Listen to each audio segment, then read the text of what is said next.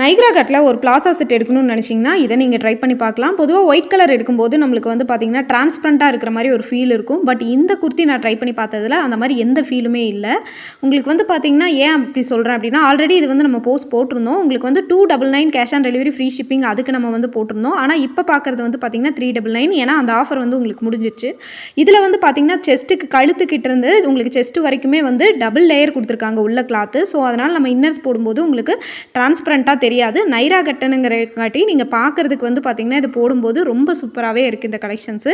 Plaza pant வந்து பார்த்தீங்கன்னா உங்களுக்கு நல்லா லென்த்தாக கொடுத்துருக்காங்க. நீங்கள் எம் சைஸ் போடுறவங்களா இருந்தால் அடுத்த சைஸ் எடுத்துக்கோங்க. அப்போ தான் வந்து பேண்ட் உங்களுக்கு சரியாக இருக்கும். நான் எம் சைஸ் போடுறது அதனால் வந்து பார்த்தீங்கன்னா இதில் எல் சைஸ் சூஸ் பண்ணியிருந்தேன்.